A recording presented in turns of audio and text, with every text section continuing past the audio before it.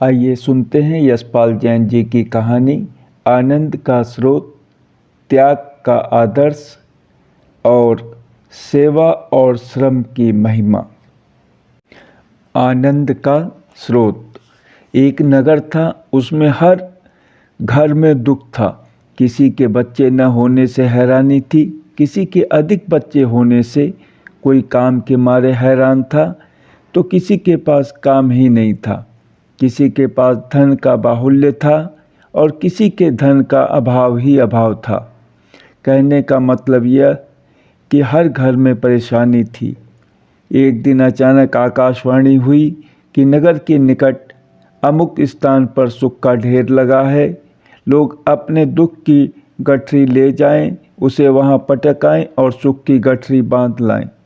लोगों को बड़ी खुशी हुई। उन्होंने अपने दुख को गठरी में बांधा और चल दिए। अकस्मात वे देखते क्या हैं कि नगर के छोर पर बैठा एक साधु आनंद विभोर हो खिलखिलाकर हंस रहा है। उन्होंने कहा, महाराज, बड़ा अच्छा अवसर है, कोई दुख हो तो दूर कर लीजिए। साधु ने कोई उत्तर नहीं दिया, पहले की भांति हंसता रहा। लोग अपना अपना दुख पटकाए, सारे नगर में सुख ही सुख हो गया। कुछ दिन बीतते बीतते एक व्यक्ति ने देखा कि उसकी जेब खाली है, जबकि पड़ोसी की तिजोरी भरी है। इस विचार के उदय होते ही दुख फिर लौट आया। लेकिन लोगों ने देखा कि नगर के छोर पर बैठा साधु यथापूर्व आनंदित था। उन्होंने कहा, महाराज, यह क्या बात है कि जब दुख था तब आप हंस रहे थे, जब सुख आ गया तब आप हंसते रहे, और अब जब दुख फिर आ गया तब भी आप हंस रहे हैं। साधु ने कहा, बात यह है कि तुम लोग मूर्ख हो। जो सुख को बाहर खोजते हो, सुख बाहर नहीं अंदर है। अब लोगों ने समझा कि आनंद का स्रोत कहाँ है। त्याग का आदर्श। किसी बियाबान जंगल में एक साधु रहता था। छोटी सी उसकी कुटिया थी। कंदमूल फल खाकर वह दिन रात ईश्वर के ध्यान में लीन रहता था। एक दिन आधी रात के समय किसी ने कुटिया का दरवाज़ा खटखटाया। साधु ने उठकर दरवाज़ा खोला। देखता क्या है कि एक आदमी खड़ा है, पानी में सरोवर जाड़े से थर थर काँप रहा है। बड़ी कठिनाई से बोला, महाराज, जोर से बारिश हो रही है, चारों ओर अंधेरा फैला है, मैं रास्ता भूल गया हूँ। बड़ी कृपा होगी अगर आप मुझे रात को अपनी कुटिया में ही रह लेने दें, मैं सवेरे चला जाऊंगा। साधु ने बड़े प्यार से कहा, इसमें पूछने की क्या बात है भाई, मेरी कुटिया में एक आदमी सो सकता है पर दो आदमी बैठ सकते हैं। आओ, अंदर आओ, हम बैठकर रात गुजार लेंगे। वे दोनों भीतर गए और आग के सहारे बैठकर बातें करने लगे। थोड़ी देर में दरवाजे पर फिर खटखट हुई। साधु ने द्वार खोला। एक आदमी खड़ा था, पहले आदमी की तरह पानी से तरबतर और कांपता। साधु को देखकर बोला, मैं भटकते भटकते हैरान हो गया हूँ, रास्ता नहीं मिलता। क्या आज की रात आपकी कुटिया में बिता सकता हूँ? दया कीजिए।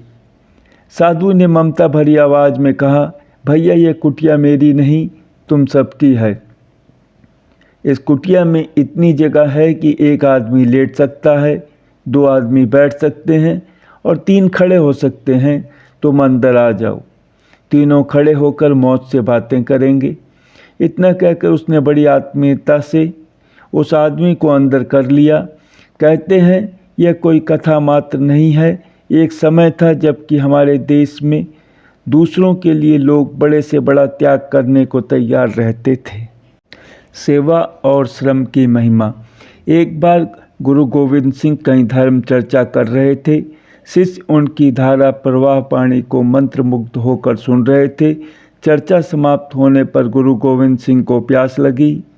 उन्होंने अपने शिष्यों से कहा, कोई पवित्र हाथों से मेरे लिए पानी ले आवे।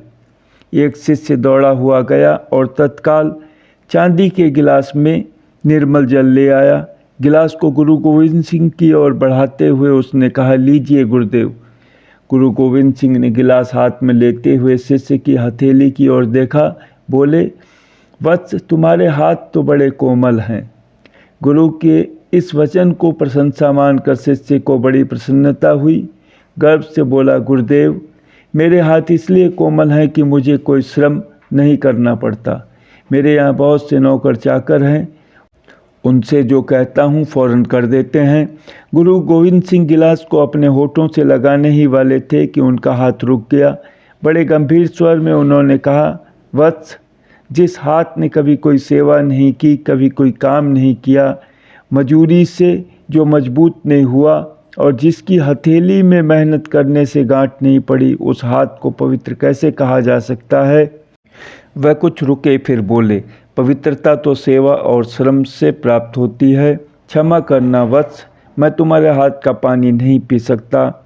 इतना कहकर गुरु गोविंद सिंह ने पानी का गिलास नीचे रख दिया। धन्यवाद।